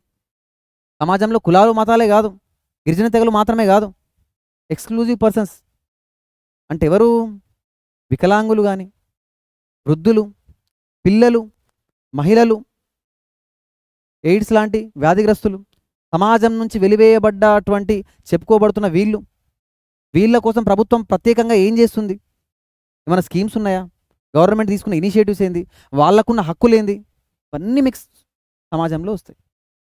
రైట్. సో ఎగ్జామినర్ మీ నుంచి ఎక్స్పెక్ట్ చేసేది అది. ఎంతసేపు సిలబస్ చూసి బుక్స్ కొనుక్కొని బైహార్ట్ చేయడం, బట్టి పట్టడం కాదు. ఎగ్జామినర్ నీ నుంచి ఏం ఎక్స్పెక్టేషన్ ఉంది తెలిసినప్పుడు నీ చదివే విధానం మారుతుంది, చదివే పద్ధతి మారుతుంది.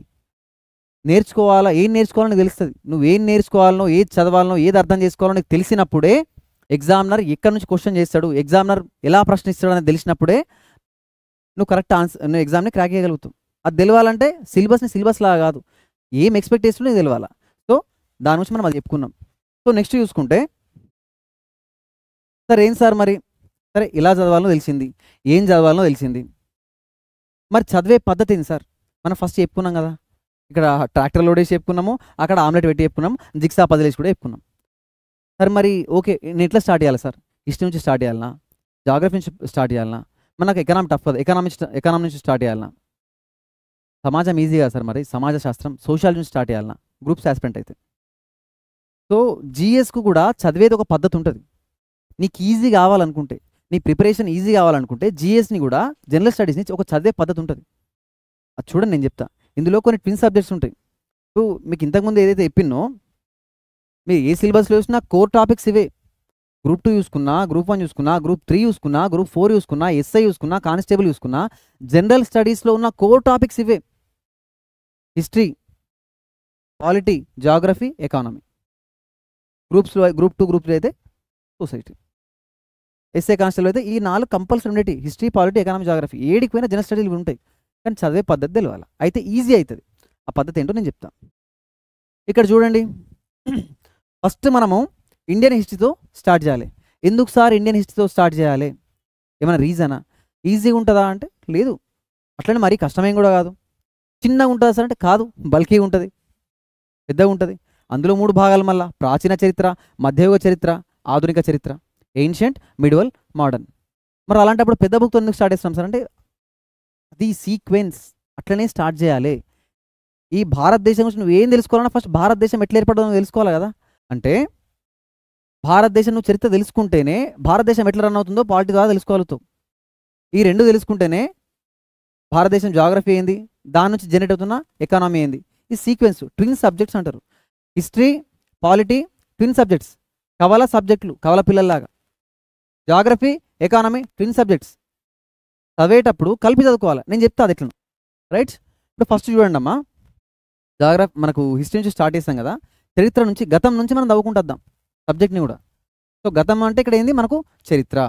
మరి ఇక్కడ హిస్టరీలో మీకు ఏం కనిపిస్తుంది? మనము హిస్టరీని 2 సపరేట్ భాగాలుగా ఇప్పుడు చూడొద్దు. ఇండియన్ హిస్టరీ వేరు, తెలంగాణ హిస్టరీ వేరు. ఇండియన్ హిస్టరీని 2 నెలల కింద చదివి ఇప్పుడేమో తెలంగాణ హిస్టరీ చదువుతా అంటే కాదు. నువ్వు రెండుటిని సైమల్టేనియస్గా చదవాలా, 2 ప్యారలల్గా మూవ్ అవుతూ ఉండాలా, 2 పడాలు ఒకేసారి పోతూ ఉండాలి. అది ఎందుకు సార్ అంటే నీకు అడిగే క్వశ్చన్స్ ఎట్లుంటాయి అంటే సమకాలీన రాజవంశాలు, contemporary kingdoms, contemporary dynasties, contemporary kings. ఉత్తర భారతదేశంలో మొఘల్స్ రూల్ చేస్తున్నప్పుడు తెలంగాణను రూల్ చేస్తున్నది వాళ్ళెవరు? అక్కడ బాబర్ ఉన్నప్పుడు తెలంగాణలో రాజవంశంలో రాజెవరు? ఇలాంటివి తెలిసినప్పుడే కదా. ఇలాంటి అడిగితే ఏం చేస్తావు? అప్పుడు కష్టమవుతుంది. నువ్వు చదివేటప్పుడే కలిపి చదువుకున్నావు అనుకో ఈజీ అయిపోతుంది. దీన్ని నువ్వు 2 సపరేట్ భాగాలుగా విడకు, ఈ 2 చరిత్రనే అనుకో. చదివేటప్పుడు ఇది భారతదేశ చరిత్ర, ఇది తెలంగాణ చరిత్ర, కానీ కలుపుకొని చదువుకో. సపరేట్ వేసి చదివితే నీకు కష్టమవుతుంది. అలాంటి క్వశ్చన్స్, ఎలాంటి క్వశ్చన్స్? కాంటెంపరీ క్వశ్చన్స్ అడిగినప్పుడు ఇబ్బంది అవుతుంది. సో ఇది ఇట్లా చదివితేనే మీకు ఈజీ. చూడండి, subject ancient, medieval, modern. Subject ఏంది? Indian history, Telangana history. ఇక్కడ అన్ని టాపిక్స్ నేను మెన్షన్ చేయలేదు. తెలంగాణ హిస్టరీ స్టార్ట్ చేయాల్సిన టైం ఏది సార్ అని అంటే నువ్వు ఏన్షియంట్ హిస్టరీ స్టార్ట్ చేసుకో. ఫస్ట్ ఇండస్ వ్యాలీ సివిలైజేషన్ అయిపోగొట్టుకో, వేదిక్ కల్చర్ అయిపోగొట్టుకో, షోడశ మహాజన పదాలు అయిపోతుంది. దాని తర్వాత ఏమొస్తుంది? ఈ షోడశ మహాజన పదాలలోనే మనకు ఈ రాజవంశాలు స్టార్ట్ అవుతాయి, రాజులు స్టార్ట్ అవుతారు. హర్యాంక వంశం, శిశునాగ వంశం, నందవంశం, మౌర్య వంశం, శృంగవంశం, కన్వ వంశం. ఎక్కడైతే నీకు ఇక్కడ ఏన్షియంట్ హిస్టరీ స్టార్ట్ అయ్యి ఎండ్ అయ్యే సిచ్యువేషన్ వస్తుందో అంటే నువ్వు మౌర్యుల టాపిక్ వచ్చినప్పుడు, మౌర్యాస్ గురించి చదువుకుంటున్నప్పుడు, అశోకుని టాపిక్ వచ్చినప్పుడు అశోకుడు ఆంధ్ర వృత్తులు అని చెప్పేసి ఇక్కడ మెన్షన్ చేస్తాడు కదా ఆ బుక్లో. సో అక్కడ నువ్వు శాతవాహనులు కింద ఉన్నారు అని గుర్తుపెట్టుకో. మౌర్యులు అయిపోయింది అని అంటే నువ్వు ఇక్కడ తెలంగాణ హిస్టరీ స్టార్ట్ అయ్యి. అంటే నువ్వు ఒక 6 గంటలు చదువుకుంటే ఒక 3 గంటలు ఇండియన్ హిస్టరీ చదివితే తర్వాత 3 గంటలు నువ్వు తెలంగాణ హిస్టరీ ఏన్షియంట్ టైం ఇక్కడ చదువుకోవాలి. అక్కడ ఇండియన్ హిస్టరీ అయితే అక్కడ భారత ప్రాచీన చరిత్ర అయితే ఇక్కడ తెలంగాణ ప్రాచీన చరిత్ర చదువుకోవాలి. అక్కడ నువ్వు మౌర్యాస్ చదువుకుంటున్నప్పుడు నెక్స్ట్ సెకండ్ షెడ్యూల్లో నువ్వు శాతవాహన చదువుకోవాలి. లేదు సార్ 2 నెలల కిందట నేను మౌర్య చదివిన, 2 నెలల తర్వాత శాతవాహన చదువుతా అంటే సింక్ కాదు, కష్టమవుతుంది. దేని దానికి అయిపోతుంది. కలుపుకొని పోతే నీకు ఈజీ అవుతుంది. ఇక్కడ నువ్వు మిడివల్ చదువుతున్నప్పుడు అక్కడ ఢిల్లీ సల్తనేట్ చదువుకుంటున్నప్పుడు ఢిల్లీ సుల్తానులు అని అక్కడ నువ్వు మధ్యయుగ చరిత్ర చదువుతున్నప్పుడు భారతదేశ చరిత్రలో భాగంగా ఇక్కడ నువ్వు సెకండ్ సెషన్లో ఏం చదువుకోవాలి? తెలంగాణ చరిత్రలో భాగంగా కాకతీయులు చదువుకోవాలి. ఎందుకు సార్? ఎందుకంటావేంది? అక్కడ అల్లావుద్దీన్ ఖిల్జీ మాలిక్ కఫూర్ని పంపి తెలంగాణలో ఉన్న కాకతీయుల మీద దాడి చేసిండు కదా, ప్రతాపరుద్రుని ఓడించిండు కదా. మరి 2 కలుపుకొని చదువుతానే కదా నీకు సింక్ అవుతాయి. నువ్వు ఇక్కడ ఢిల్లీ సుల్తాన్లు చదువుతున్నావనంటే, ఖిల్జీలు తుగ్లకుల గురించి చదువుతున్నావంటే నువ్వు సెకండ్ సెషన్లో ఏం చదువుకోవాలి? తెలంగాణ చరిత్రలో భాగంగా కాకతీయుల టాపిక్ నువ్వు చదువుకోవాలి. ఇవన్నీ ప్యారలల్గా సైమల్టేనియస్గా పోతూ ఉండాలి, కలిపి చదువుకోవాలి ఎప్పుడైనా కానీ. ఒక పూట నువ్వు అధ్యయనం అంటే మళ్ళీ అదే పూట ఇది చదువు, నీకు 2 సింక్ అవుతాయి. అరే పొద్దున నేను చదివినా కదా, తుగ్లక్ టాపిక్ చదివినా కదా, మహమ్మద్ బిన్ తుగ్లక్ గురించి చదివినా కదా, అల్లావుద్దీన్ ఖిల్జీ గురించి చదివినా కదా, కాకతీయులు చదివినప్పుడు నీకు అదే స్ట్రైక్ అవుతుంది, అదే టచ్ అవుతుంది. ఈ ప్రతాపరుద్రుని పట్టుకుపోయిన మాలిక్ కఫూర్ ఆయన పంపిన వ్యక్తి, పొద్దున్న చదువుకున్నా కదా, అప్పటికప్పుడు నీకు 2 మెర్జ్ అయిపోతాయి. నువ్వు చదివిన 2 నెలలకి చదివితే దానికి ఉంటుంది, దీనికి ఉంటుంది. మోడర్న్ హిస్టరీ కూడా సేమ్ అంతే. అక్కడ మొఘల్స్ చదువు, ఇక్కడ కుతుబ్ షాహీలు చదువు.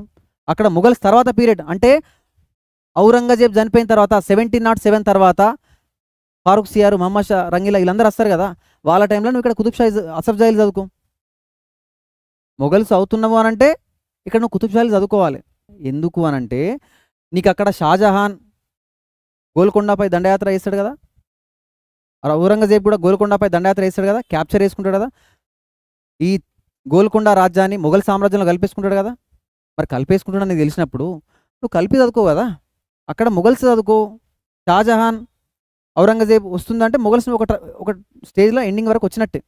అప్పుడు నువ్వు ఇక్కడ తెలంగాణ హిస్టరీ స్టార్ట్ అయ్యి, తెలంగాణ హిస్టరీలో ఏ స్టార్ట్ చేస్తావు, కుతుబ్షాహీల దగ్గర నువ్వు ఉండాలి. అప్పుడు అక్కడ నువ్వు మొఘల్స్ అవుతున్నావు అంటే ఇక్కడ నువ్వు కుతుబ్షాహీలు చదువుకోవాలి సెకండ్ సెషన్లో. రెండు సింక్ అవుతాయి. అప్పుడు ఔరంగజేబ్ చనిపోతాడు 1707లో. చనిపోయిన తర్వాత ఏమవుతుంది, ఆయన అండర్లో ఉన్న మిగతా సుభాలు అంటే మిగతా రాజ్యాలు రాష్ట్రాల వాళ్ళు ఇండిపెండెన్స్ డిక్లేర్ చేసుకుంటారు.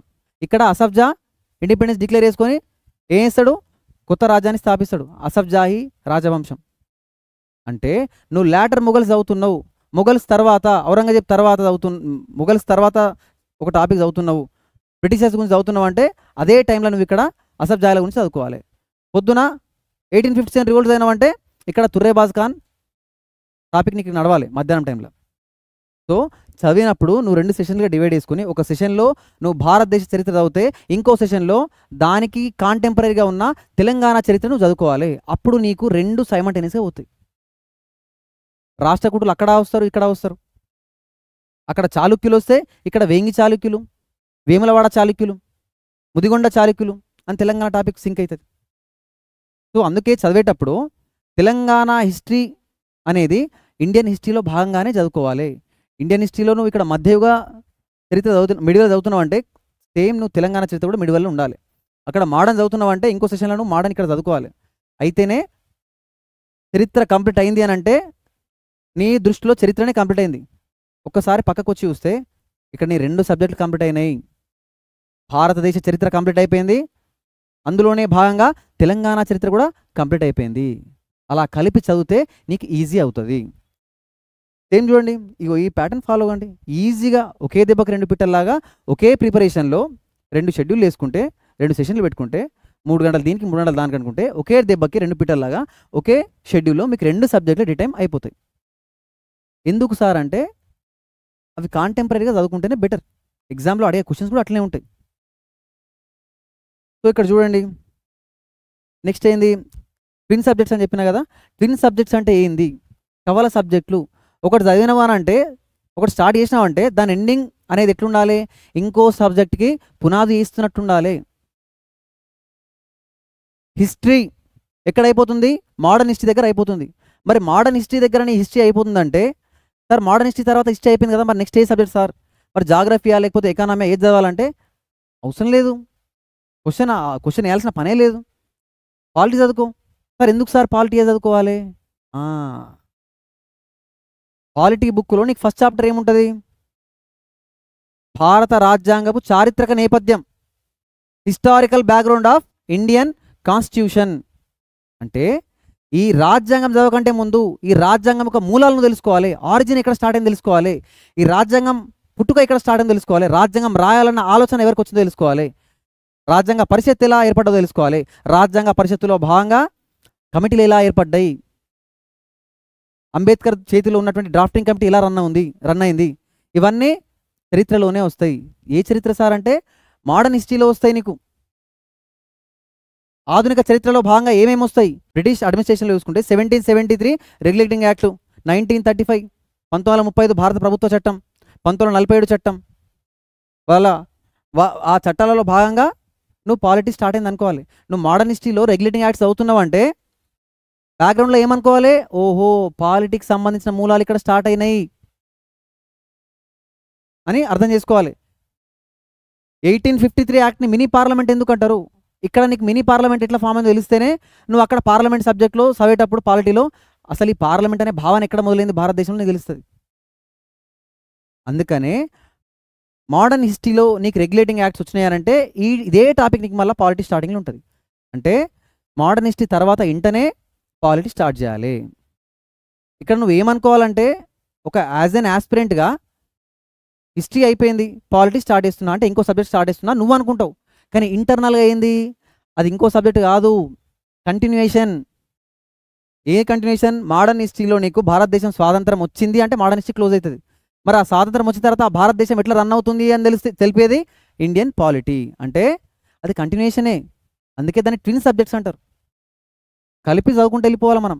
ఏన్షియంట్, మిడివల్, మోడర్న్ కాగానే భారతదేశం స్వాతంత్రం వచ్చిన తర్వాత ఎట్లా రన్ అవుతుంది, అదే పాలిటీ. సో ఈ రాజ్యాంగం పాలిటీ మూలాలు ఎక్కడ ఉన్నాయి? హిస్టరీలోని, మోడర్న్ హిస్టరీలో ఉన్నాయి. సో కంటిన్యూషన్లో పాలిటీ కూడా కొట్టిపడేయాలి సార్. అట్లా ఈ రెండులాగా ఇంకేమైనా ఉన్నాయా సార్ అంటే ఉన్నాయి. ఏంది? ఇండియన్ హిస్టరీతో పాటు ఇండియన్ పాలిటీ, ఈ రెండు ట్విన్గా కంప్లీట్ చేసుకుంటాం. తెలంగాణ హిస్టరీ కూడా నువ్వు చదివినావు కదా. ఇక్కడ నువ్వు మోడర్న్ హిస్టరీ క్లోజ్ అవగానే ఇక్కడ నువ్వు అసఫ్ జాయిలు క్లోజ్ చేసుకున్నావు కదా. మరి అక్కడ తెలంగాణ హిస్టరీ కంప్లీట్ కాగానే ఒక సెషన్లో నువ్వు పాలిటీని కంటిన్యూ చేస్తున్నావు కదా. మరి సెకండ్ సెషన్లో తెలంగాణ హిస్టరీ కంప్లీట్ కాగానే నువ్వు ఏం కంటిన్యూ చేస్తావు? తెలంగాణ మూమెంట్ కంటిన్యూ చేసుకో. చక్కగా తెలంగాణ మూమెంట్ కంటిన్యూ చేసుకో. సార్ ఇది అది వేరే అంటే కాదు. తెలంగాణ ఉద్యమం అంతా దేని చుట్టూ తిరుగుతుంది? ముల్కీ సమస్య, 1969 ముల్కీ ఉద్యమం. ఆ ముల్కీ, నాన్ ముల్కీ లేదా గైర్ ముల్కీ, దీని మూలాలు ఎక్కడున్నాయి? ముల్కీ సమస్య ఫస్ట్ ఎక్కడ రైజ్ అయింది? అసఫ్ జాయిల కాలంలోనా, కుతుబ్ షాల కాలంలోనా, భవనీల కాలంలోనా? భవనీల కాలంలో అఫాకీలు అనే ఇష్యూ ఏడ రైజ్ అయింది? దక్కనీలు, అఫాకీలు. కుతుబ్ షాల కాలంలో ఆ ఇష్యూ వచ్చిందా రాలేదా? అసఫ్ జాయిల కాలంలో అది ముల్కీ, నాన్ ముల్కీ ఎట్లా మారింది? సో నువ్వు ఈ తెలంగాణ మూమెంట్ మొత్తం కోర్ ఏరియా ఏదైతే ఉందో ఆ కోర్ ఏరియాకు, ఆ ముల్కీ సమస్యకున్న మూలాలన్నీ తెలంగాణ చరిత్రలో ఉన్నాయి. బహమనీలు తెలియకుండా, కుతుబ్ షాయిలు చదవకుండా, అసఫ్ జాయిల్ అనేది గురించి తెలుసుకోకుండా నువ్వు తెలంగాణ మూమెంట్ చదివితే అది వృధా ప్రయాస మాత్రమే. ఎందుకంటే ఏ సబ్జెక్ట్ అయినా మూలాల నుంచి నువ్వు చదువుకుంటూ రావాలి. దాని ఆరిజిన్ పాయింట్, పుట్టు పూర్వతాల నుంచి నువ్వు చదువుకుంటూ రావాలి. అయితేనే నీకు అది కరెక్ట్గా ఇంప్లాంట్ అవుతుంది మైండ్లో. అందుకే తెలంగాణ హిస్టరీ చదివిన తర్వాతనే తెలంగాణ మూమెంట్ అనేది కంటిన్యూ చేయాలి. అర్థమైందా? సో తెలంగాణ హిస్టరీని వదిలేసి నువ్వు మూమెంట్ అయినావు అంటే దాని మూలాలు వదిలేసి బాడీని పట్టుకుని వెళ్తున్నావు అన్నట్టు. సో అందుకనే మూమెంట్ చదవాలి అని నువ్వు డిసైడ్ అయినప్పుడు హిస్టరీ కంప్లీట్ చేసుకో. ఇప్పుడు ఇది ఏమైందండి? ఇదంతా ఒక ప్యాకేజ్. ఇప్పుడు నువ్వు ఒక నెల రోజులు టైం తీసుకుంటే, ఒక 40 రోజులు టైం తీసుకుంటే నీ చదువుకునే టైంని ఒక 2 సెషన్లుగా డివైడ్ చేసుకో తమ్ముడు. 2 సెషన్లుగా డివైడ్ చేసుకో. 2 పూటలు చదువుతావా? పొద్దున ఒక పూట, మధ్యాహ్నం ఒక పూట అనుకో. 8 గంటలు చదువుతావా? 4 గంటలు 4 గంటలు అనుకో. 6 గంటలు చదువుతావా? 3 గంటలు 3 గంటలు అనుకో. 2 గంటలు చదువుతావా? పర్లేదు, గంట అనుకో. కానీ నీ చదివే టైంని 2 సెషన్లుగా డివైడ్ చేసుకో. ఒక సెషన్ ఇండియన్ హిస్టరీ చదువు, ఇంకో సెషన్ తెలంగాణ హిస్టరీ చదువు. ఇండియన్ హిస్టరీకి ఏదైతే కంప్లీట్ అయిందో అదే సెషన్లో పాలిటీని కంటిన్యూషన్గా తీసుకపో. తెలంగాణ హిస్టరీకి ఏదైతే కంప్లీట్ అయిందో అదే సెషన్లో భాగంగా నువ్వు తెలంగాణ మూమెంట్ని కంటిన్యూషన్లో తీసుకపో. నీకు ఇది ఏడ క్లోజ్ అవుతుంది, ఏడ ఎండ్ అవుతుంది తెలుసా? హిస్టరీ తర్వాత ఇది కామ పెట్టి పాలిటిక్స్ స్టార్ట్ చేస్తావు. తెలంగాణ హిస్టరీ తర్వాత కామ పెట్టి తెలంగాణ మూమెంట్ స్టార్ట్ చేస్తావు. కానీ ఫుల్ స్టాప్ ఏడబడుతుంది? ఇక్కడ మూమెంట్ అయిపోయిందంటే దానికి ఫుల్ స్టాప్, దానికి కంటిన్యూషన్ లేదు. పాలిటీ అయిపోయింది, దానికి ఫుల్ స్టాప్, దానికి కంటిన్యూషన్ లేదు. నీ ప్రిపరేషన్లో భాగంగా ఒక ప్యాకేజ్ని కంప్లీట్ చేసుకున్నావు. ఇక్కడ ప్యాకేజ్ అంటే ఏంది? ఇందులో 4 సబ్జెక్టులు కంప్లీట్ అయినాయి. Indian history, Telangana history, Indian polity, Telangana movement. కానీ నువ్వు 4 సబ్జెక్టులను 4 బుక్కులుగా డివైడ్ చేసినావు అనుకో, కష్టమవుతుంది. ఇదంతా ఒకటే, ఇదంతా ఒక ముద్ద, ఒక ప్యాకేజ్ అనుకో. భారతదేశ చరిత్ర గురించి తెలుసుకుంటున్నా, భారతదేశం అనేది ఫామ్ అయిన తర్వాత, స్వాతంత్రం వచ్చిన తర్వాత భారతదేశం ఎట్లా రన్ అవుతుందో తెలుసుకుంటున్నా. దీంట్లో భాగంగానే నా రాష్ట్ర చరిత్ర ఏందో తెలుసుకుంటున్నా. ఆ రాష్ట్రం మళ్ళీ ఎట్లా ఫామ్ అయిందో తెలుసుకుంటున్నా. రైట్? మళ్ళా ఈ ప్యాకేజ్ కంప్లీట్ అయిందంటే 4 సబ్జెక్టులు అయిపోయినట్టే, పక్కకు దోపిపడే. నెక్స్ట్ ఏంటి సార్? నెక్స్ట్ ఏమైనా ట్విన్ సబ్జెక్ట్స్ ఉన్నాయా? ఉన్నాయి. నెక్స్ట్ ట్విన్ సబ్జెక్ట్స్ ఏంది? Geography, economy. చాలామంది అంటారు, సార్ ఎకానమీ బాగా డ్రై సబ్జెక్ట్ సార్, బాగా కష్టం సార్. కష్టమే, డ్రై సబ్జెక్టే. ఎందుకు? దాన్ని డ్రై చేసింది నువ్వు. ఎకానమీ ట్రై చేయాలంటే నువ్వు ఫస్ట్ ఎకానమిక్ బేసిక్స్ తెలుసుకోవాలి కదా. అంటే బేసిక్స్ అంటే ఇప్పుడు ఇక్కడ జీడిపి అవి కాదు. ఎకానమీలో నీకు మెయిన్ ఎకానమీ దేని చుట్టూ తిరుగుతుంది? ఎకానమీ అంటేనే పైసా. పైసా అనేది ఏడికెళ్ళి వస్తున్నది? బడ్జెట్ వేసి పైసా ఎట్లా డిస్ట్రిబ్యూట్ చేస్తున్నావు తర్వాత సంగతి. పైసా ఏడికెళ్ళి వస్తున్నది నువ్వు తెలుసుకో ఫస్ట్. 3 రంగాల నుంచి వస్తున్నది. 3 సెక్టార్స్. ఏంది? Primary sector, secondary sector, tertiary sector. ప్రాథమిక రంగం, ద్వితీయ రంగం, తృతీయ రంగం. ఈ 3 రంగాలలో ఏముంటాయి? వ్యవసాయ రంగం ప్రాథమిక రంగంలో ఉంటుందా? ఉంటుంది. వ్యవసాయ రంగం నుంచి ఎకానమీ నువ్వు తెలుసుకోవాలనుకుంటే అసలు వ్యవసాయం ఎట్లా జరుగుతుందో జాగ్రఫీలో నువ్వు తెలుసుకోవాలా. ఏ నెలలలో వ్యవసాయం జరుగుతుందో నువ్వు జాగ్రఫీలో తెలుసుకోవాలా. ఆ నేలకి ఎలాంటి మినరల్స్ కావాలో నువ్వు జాగ్రఫీలో తెలుసుకోవాలా. ఆ నేలకి ఎక్కడికి వెళ్ళి నీళ్ళు వస్తున్నాయి, ఇరిగేషన్ ఏ నది నుంచి నీళ్ళు వస్తున్నాయి జాగ్రఫీలో తెలుసుకోవాలా. ఆ నేలలో నువ్వు పంట వేస్తే ఆ పంట పండడానికి కావాల్సిన వాతావరణం, శీతోష్ణ స్థితి జాగ్రఫీలో తెలుసుకో. అసలు నువ్వు పంట ఎట్లా వండుతావు నువ్వు జాగ్రఫీలో తెలుసుకుంటే ఆ పంట నుంచి ఎట్లా రెవెన్యూ జనరేట్ చేయాలో ఎకనామీలో తెలుసుకుంటావు. సార్ మరి ఇండస్ట్రియల్ సెక్టార్ అది సెకండరీ సెక్టార్ కదా సార్, థర్డ్ సెక్టార్ కూడా ఉన్నది కదా సార్. ఇప్పుడు వ్యవసాయ రంగం, పారిశ్రామిక రంగం, సేవా రంగం. పారిశ్రామిక రంగం గురించి నీకు ఎకనామీలో తెలుసుకోవాలనుకుంటే ఆ పరిశ్రమలు ఎట్లా ఏర్పడ్డాయి జాగ్రఫీలో తెలుసుకో. పరిశ్రమలకు కావలసిన మూలాలు అంటే పరిశ్రమకు మెయిన్ కావాల్సిన రా మెటీరియల్ ఏంది, వనరులు, సహజ వనరులు, అటవీ వనరులు, లేకపోతే ఖనిజాలు. టాటా స్టీల్ ఇండస్ట్రీ ఉంది కదా, ఐరన్ ఓర్ ఏడికెళ్ళి వస్తుంది జాగ్రఫీ ఫస్ట్ నేర్చుకో. భారతదేశంలో ఎక్కడెక్కడ ఐరన్ ఓర్ మైనింగ్స్ ఉన్నాయి. ఇక్కడ నీకు పవర్ జనరేట్ అవుతుంది కదా, పవర్కి కావాల్సిన బొగ్గు ఏడికెళ్ళి వస్తుంది అది తెలుసుకో. ఎక్కడ బొగ్గు గనులు ఉన్నాయి జాగ్రఫీలో భాగంగా తెలుసుకో. సో నువ్వు ఇక్కడ ఎకనామీ అనేది నేర్చుకోవాలనుకున్నప్పుడు, ఎకనామీలో ప్రాథమిక రంగం గురించి తెలుసుకోవాలనుకున్నప్పుడు ఆ వ్యవసాయ రంగంలో భాగంగా నువ్వు ఫస్ట్ జాగ్రఫీ అనేది నేర్చుకోవాలి.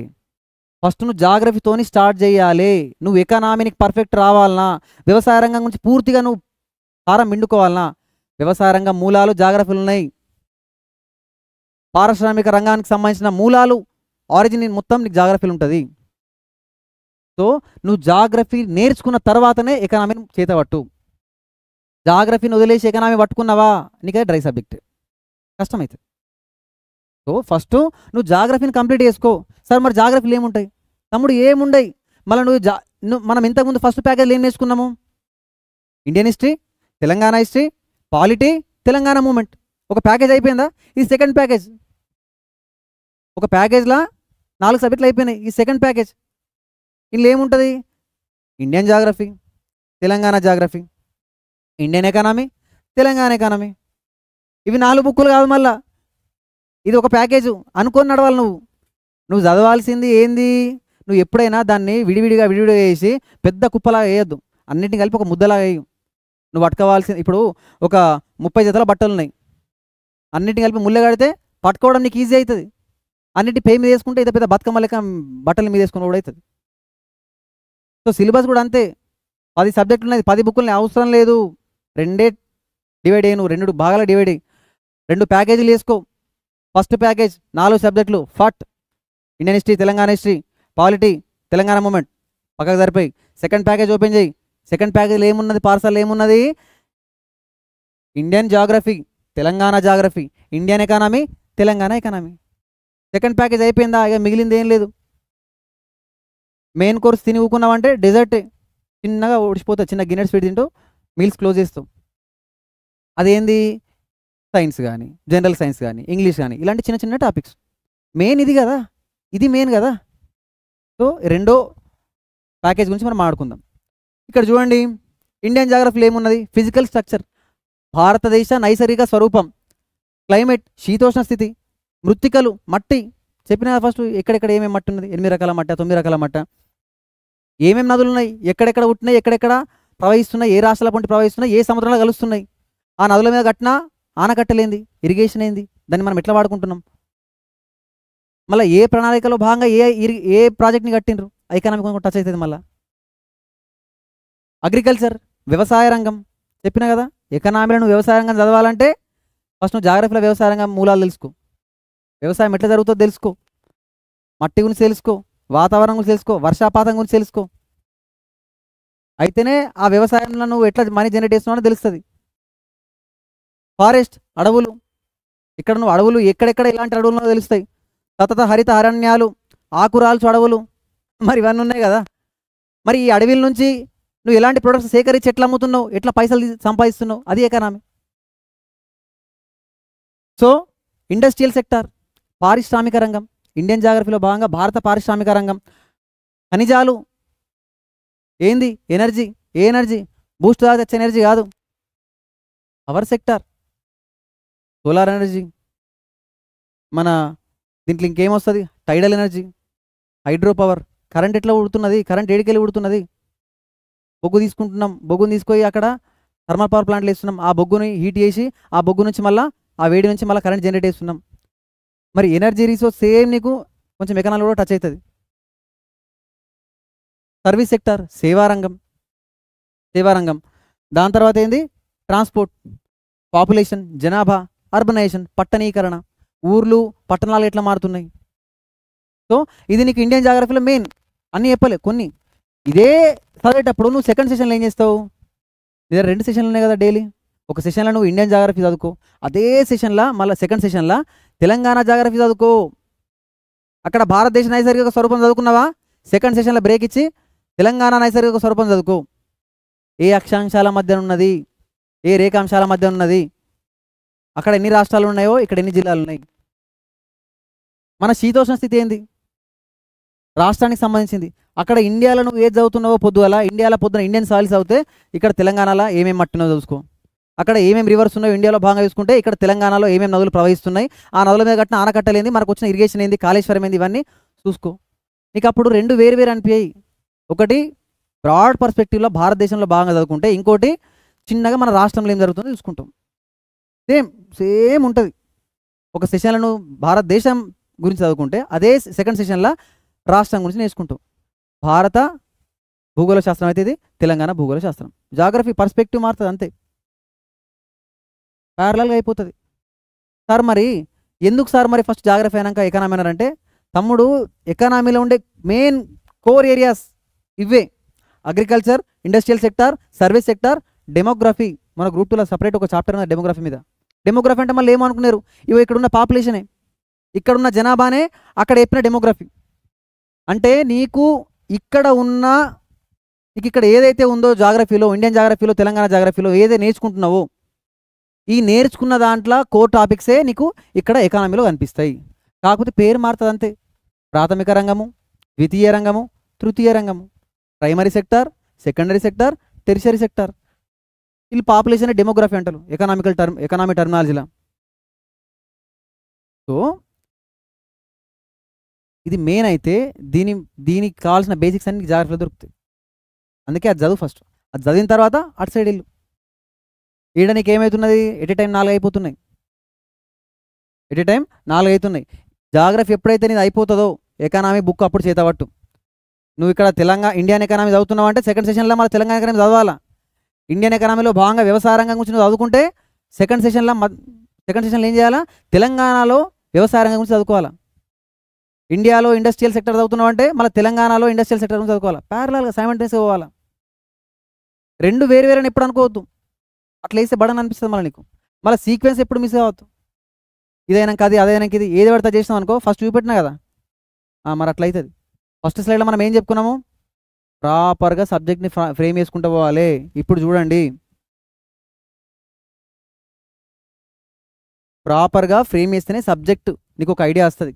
పద్ధతిగా వేసుకోవాలి సీక్వెన్స్, ఇది తర్వాత ఇది, ఇది తర్వాత ఇది, ఇది తర్వాత ఇది, ప్రాపర్ ప్లానింగ్. పోయినామనుకో ఏమున్నది, చూడు ఆగమాగం ఏది పడుతుంది డంప్ చేసుకుంటా నెత్తిలో పోయినామనుకో సబ్జెక్టులు, ఆగమాగం ఏది పడుతుంది సబ్జెక్ట్ని డంప్ చేసుకుంటా పోయినామనుకో మైండ్లో ఏమవుతుంది, ఎట్లా పడితే అట్లా కచ్చ జమ అవుతుంది, బిట్స్ మస్తు జమ అవుతాయి. అది ఎన్ని రోజులు అవుతుంది, ఎన్ని రోజులు ఆగదు. ప్రాపర్గా ఉంటుందా, ఉండదు. ఇట్లుంటుంది కథ. అదే ఇది చూడు ఎంత ప్రాపర్ సీక్వెన్స్. ఇది మన స్ట్రక్చర్. నేను మీకు చెప్పింది పద్ధతిగా ఒక్కొక్క ఇటుక పేర్చుకుంటూ పోయినట్టు పద్ధతిగా సబ్జెక్ట్ని కూడా ఒక్కో ఇటుకలుగా పేర్చుకుంటూ వెళ్ళిపో. లాంగ్ లాస్టింగ్ ఎంత దూరం అన్నది ఎట్లా ప్రయాణిస్తుందో, ఒక్క ఇటుక కింద పడకుండా ఎన్ని నెలలైనా నీకు ఆ సబ్జెక్టు మైండ్లో క్యారీ అవుతుంది, ఒక్క బిట్ కూడా కింద పడకుండా. లేకపోతే అది ఏడా కూలిపోయిద్ది, నీ సబ్జెక్టులో ఏడా ఎవాపరేట్ అయిపోయిద్ది. సో మీకు అదే చెప్తున్నా, చదవడం ముఖ్యం కాదు, ఎట్లా చదవాలో తెలియాలా, ఏది ఫస్ట్ చదవాలో ఏది తర్వాత చదవాలో ఆ సీక్వెన్స్ నీకు తెలియాలా. బాగా మంది ఏమనుకుంటారు, ఏది ఈజీ ఉంటే దాంతో స్టార్ట్ అంటారు. అట్లా కాదు, దానికి కూడా ఒక పద్ధతి ఉంటుంది, ఓ పద్ధతి పాడు ఉంటుంది. ఏది ఫస్ట్ చేయాలా, ఏది తర్వాత చేయాలా, దేని తర్వాత ఏది చదవాలా, ఓ సీక్వెన్స్ ఉంటుంది. సార్ మరి సీక్వెన్స్తో చదివితే అందరికి జాబ్లు వస్తున్నాయంటే నేను అట్లా చెప్పట్లేదు. నీకు ఇది ఈజీ అవుతుందని చెప్తున్నా, ఇది ఈజీ అవుతుందని చెప్తున్నా. ఇట్లా వేస్తే నీకు ఈజీ అవుతుంది, నీ ప్రిపరేషన్ ఈజీ అవుతుంది. ఆడుతూ పాడుతూ సిలబస్ కంప్లీట్ చేసుకుంటావు, ఆడుతూ పాడుతూ ఉద్యోగం కొట్టుకుంటావు. నేను కష్టపడి చదవమని చెప్పట్లేదు, ఆడుతూ పాడుతూ చదువుకొని ఆడుతూ పాడితే ఉద్యోగం కొట్టుకోని చెప్తున్నా. నేను ఏ స్టూడెంట్కి చెప్పా, కష్టపడి చదువు, కష్టపడి చదవాల్సిన పనే లేదు. నీకు సబ్జెక్ట్ ఈజీగా వచ్చినప్పుడు నువ్వు కష్టపడాల్సిన పని ఏమున్నది. నేను చెప్తున్నా కదా ఈజీ ఎట్లా చదవాలను, ఆ ప్రాపర్గా ఫాలో అయిపో, ఈజీగా అయిపోతుంది. రైట్. సో తెలంగాణ జాగ్రఫీ అయింది. దాని తర్వాత జాగ్రఫీ అయిందంటే నువ్వు ఎకానమీ స్టార్ట్ చేసుకో. క్లోజ్ అయిపోయింది. 2 ప్యాకేజీలల్లో నీ సిలబస్ ఖతం. ఇండియన్ హిస్టరీ అయిపోయిందా? అయిపోయింది. తెలంగాణ హిస్టరీ అయిపోయిందా? అయిపోయింది. పాలిటీ అయిపోయిందా? అయిపోయింది. మూమెంట్ అయిపోయిందా? అరే అయిపోయింది. అది ఫస్ట్ ప్యాకేజీలో 4 సబ్జెక్టులు ఖతం. ఎకానమీ అయిందా? అయింది. తెలంగాణ ఎకానమీ అయిపోయింది. అరే మరి ఇండియన్ జాగ్రఫీ అయిపోయింది. తెలంగాణ జాగ్రఫీ అలానే కలిపి చదివేసిన. మరి ఇంకేం మిగిలింది? ఇక జనరల్ సైన్స్ అదే కదా. సోషాలజీ మనకు తెలిసిన సమాజమే, తెలియదు ఏం కాదు, ఈజీగా అయిపోతుంది. సో ఇవైతే కోర్ ఏరియాస్. 2 ప్యాకేజీలో పెట్టుకోవాలా. ఈ 2 ప్యాకేజీని సింపుల్గా క్రాక్ చేసుకోవాలా. ఏం కష్టపడాల్సిన పని లేదు. ఈ చదివే పద్ధతి అయితే నీకు అది ఈజీ అవుతుంది, లేకపోతే చాలా కష్టమవుతుంది. రైట్.